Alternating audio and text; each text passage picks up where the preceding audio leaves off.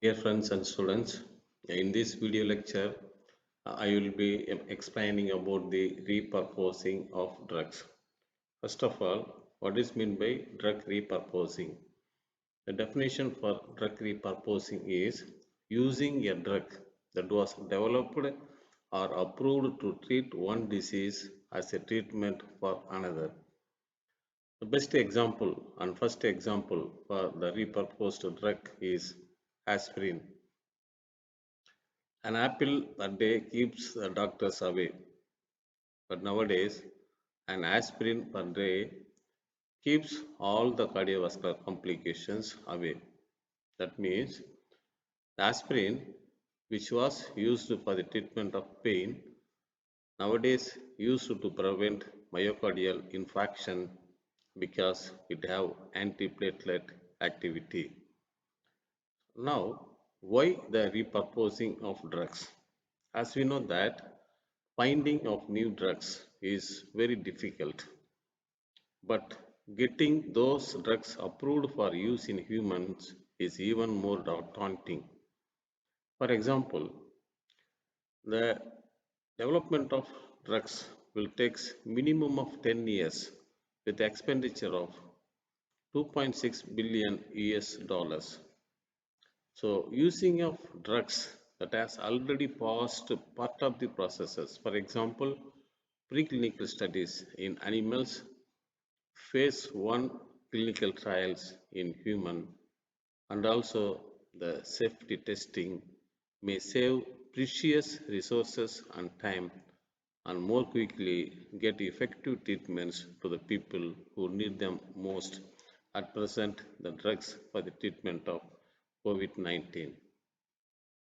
So, drug repurposing, what does that means? The disease may look different on the outside, but may share many of the same features in the inside. For example, I would like to give the similarities between diabetes and Parkinson's. As you know, that diabetes is an endocrine disorder. It is a metabolic disorder characterized by deficiency of insulin, whereas Parkinson is a neurodegenerative disorder characterized by deficiency of dopamine. So, as we see superficially, there is no relationship between diabetes and Parkinson, but they have some similarities. For example, GLP-1 receptors.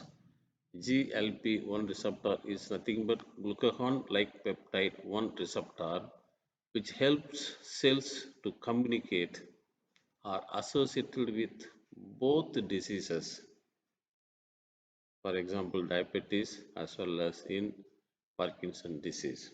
So now there may be chances of using the GLP-1 receptor related drugs like exenatide, liraglutide, lixisenatide, albiglutide, and duraglutide for the treatment of Parkinson's disorder. The next example I would like to explain is aronofin. As you know that it is disease modifying anti-rheumatic drugs. It is a gold salt, aronofin. It was originally marketed for the treatment of rheumatoid arthritis, but nowadays it is used for the treatment of Alzheimer and Parkinson, cancer, some of the bacterial infections and parasitic diseases, and also for the treatment of HIV or AIDS, because there is involvement of an enzyme, thioreduxin reductase, thioreduxin reductase. This particular enzyme is involved in the pathophysiology of rheumatoid arthritis, Alzheimer's and Parkinson's, cancer, bacterial infections, parasitic diseases, and also the HIV. So now aronofin can be used for the treatment of all these disorders. So the drug repurposing is possible by two approaches. One is the computational approaches that includes signature matching, molecular docking, genetic association, pathway mapping, retrospective clinical analysis, and novel data sources. So, out of these six, I will be giving more importance for the pathway mapping drug repurposing. The experimental approaches includes the binding assays to identify relevant target interaction and phenotypic screening.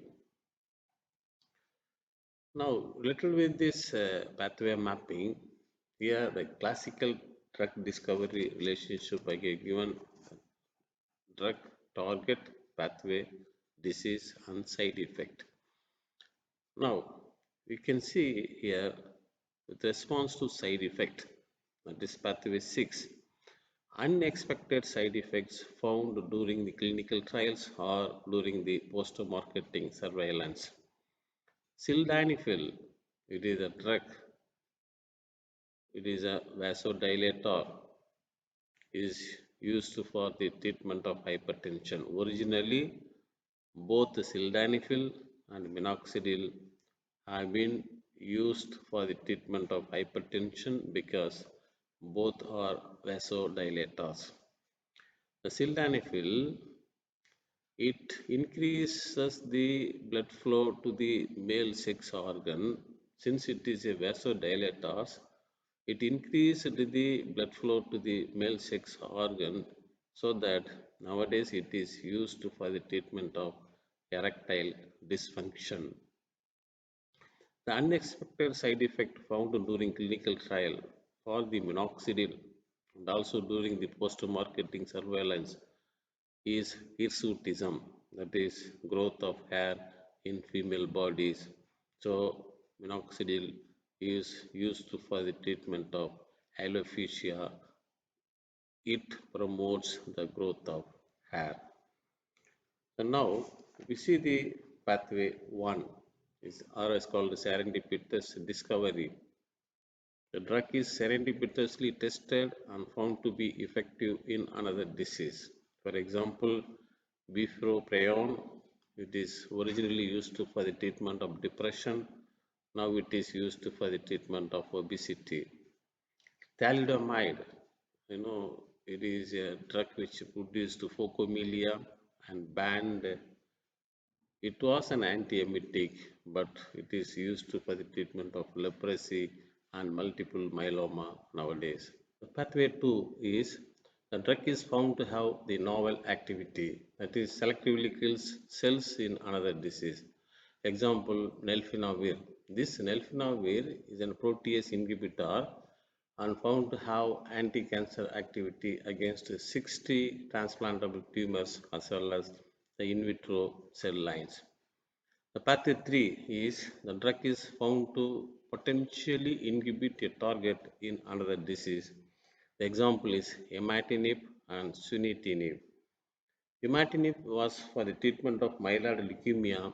Now it is used for the treatment of gastrointestinal stomatal tumor, whereas sunitinib was for the treatment of gastrointestinal stromal tumor. Nowadays it is used for the pancreatic tumor. The pathway 4 is the protein is found to be an important target in another disease. Example, crizotinib and everolimus.